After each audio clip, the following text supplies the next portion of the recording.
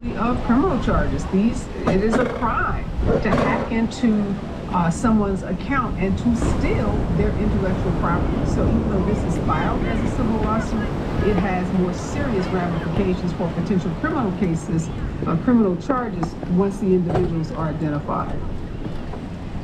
Lara Spencer, thank you. Legal analyst Brian Buckmeyer joins us now with more. Brian, if you can't identify someone by name, how do you sue them? Yeah, James, so the way it works out is the defense attorney or the attorneys who are representing Ariana Grande are using what's called their subpoena powers. What they're doing, they'll file the complaints that they've done here. The judge will evaluate their claims and then will give them subpoenas that they can then take to various social media platforms, Instagram, YouTube, wherever it may be, that some of these leaked songs and photos have been put out, and use those subpoenas to say, hey, Facebook, for example, we need the IP address. We need the information that can locate the individual who's committing these acts against me. And once you get that from the social media platform or wherever that leak is coming from, then you go back to court. You pull those people into court. You name them as this lawsuit wants to do, because Ariana Grande wants to name these people so that the light of day can show who these hackers are. Then you can file a lawsuit and file claims against them in a normal fashion. And how do you prove malicious invasion? And is there a chance that this becomes a criminal case? This is a civil suit at the moment. Could criminal charges follow? Yeah, so it's very simple in the sense that just the words kind of define themselves. Invasion is like a common phrase, used the same way in the legal courts. It's just breaking into someone's either protected area or into, in this case, their lot of invasion.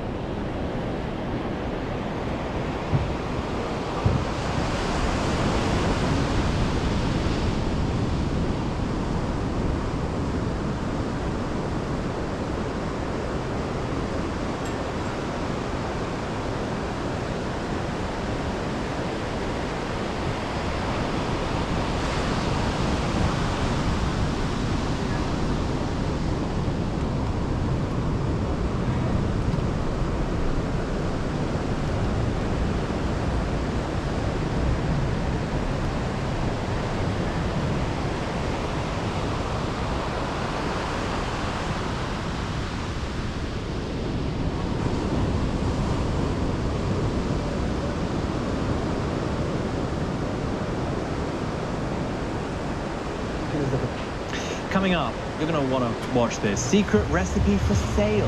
How you can buy a planner that might contain Colonel Sanders' mix of 11 herbs and spices right after the break. The best part of waking up.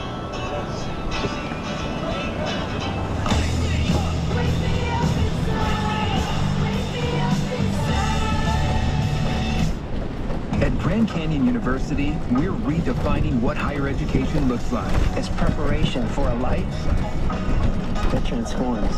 Take action. Find your purpose at Grand Canyon University. Visit gcu.edu.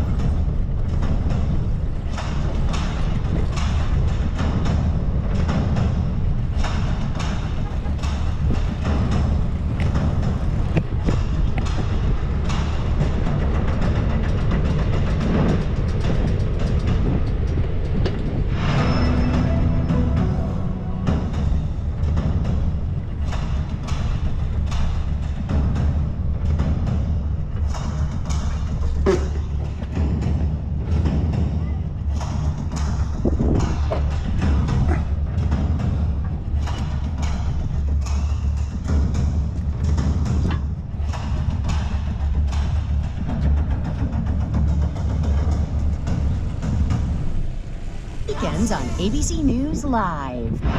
I'm Deborah Roberts reporting from Old Faithful in Yellowstone National Park. Wherever this story is, we'll take you there. You're streaming ABC News Live.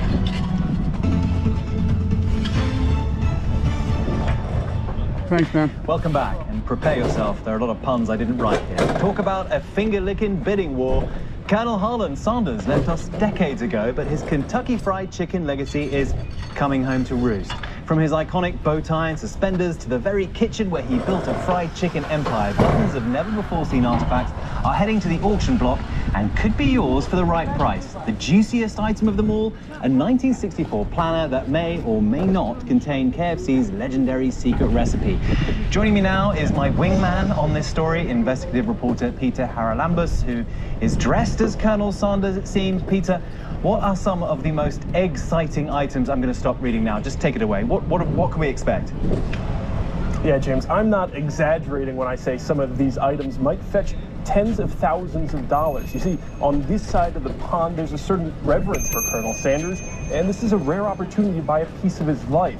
Online bidding has already begun. Right now, the most expensive item is actually the certificate issued by the Kentucky governor that made Colonel Sanders a colonel. That right now is fetching around $7,500.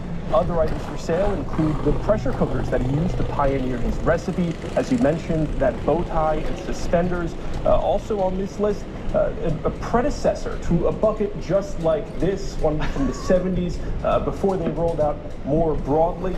Really an opportunity to buy a piece of KFC history here. Sorry, did you say there was a certificate that made him a colonel? Was he actually a colonel?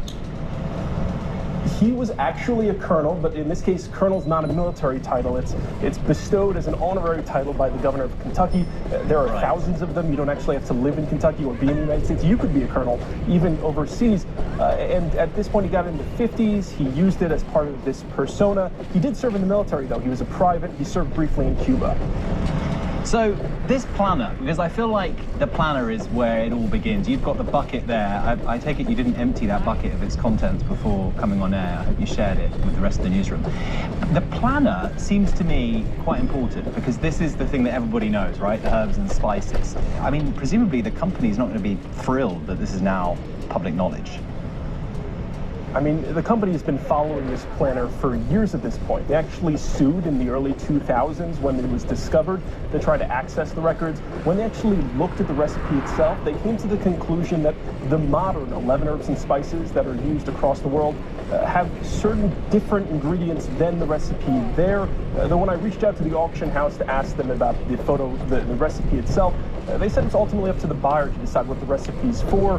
That recipe was discovered about 30 years ago. To this day, a photo of the recipe has never been released.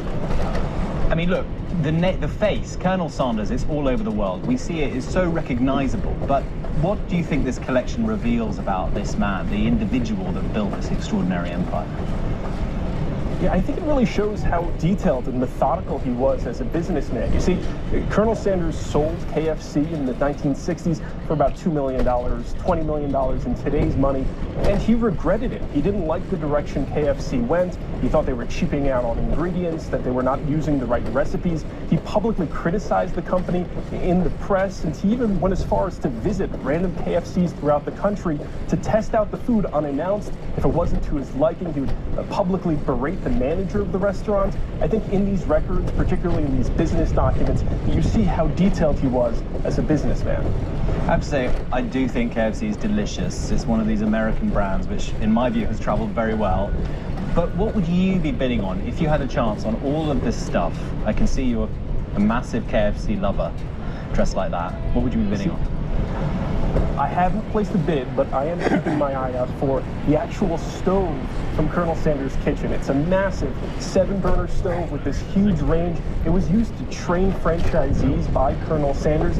At this point, it's only getting around $200 online. Unfortunately, I don't think that includes shipping, and I don't know if I could fit it in the back of my car. No, indeed, but that would be a piece of history. Peter Haralambous, we admire your dedication to this subject and your outfit and the bucket. Thanks for being with us. Thank you, James. The news never stops. You can find us anywhere you stream live news, and if you're on the go, we're on the ABC News app and abcnews.com. I'm James Longman. Thanks for streaming with us. There's more news up next. Stay with us.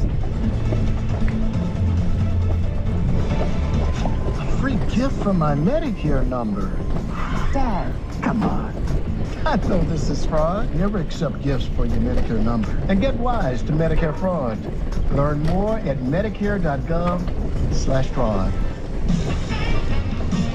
Super Slam when the sun comes up. Breakfast or dinner just to mix it up. Eat it whenever you want. It's Denny's $100 menu. Oh, that's a lot of food.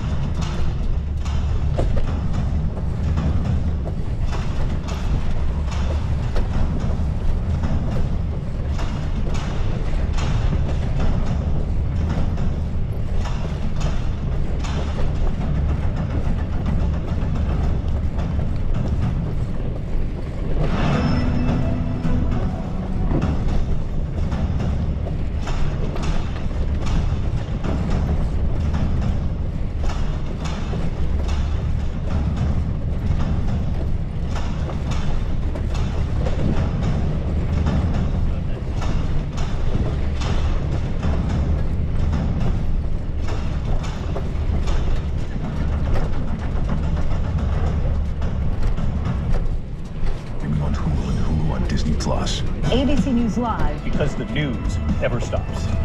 You're watching America's #1 streaming news. Live reporting, breaking new exclusives. Keep streaming with ABC News Live. Friday night, go inside a haunting murder mystery.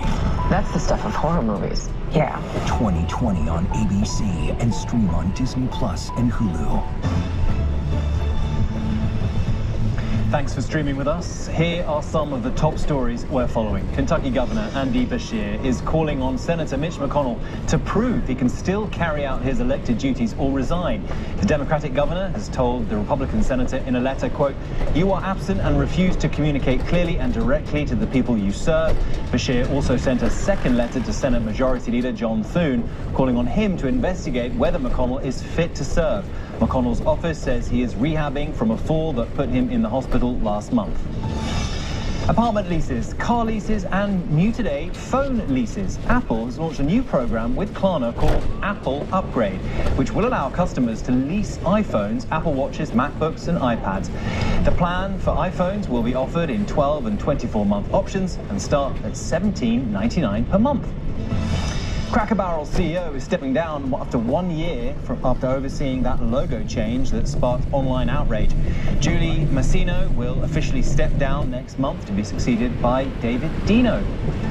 It was last August that under Masino's leadership, the popular restaurant chain debuted a simplified logo that drew the eye of millions, including President Trump, before reversing the decision.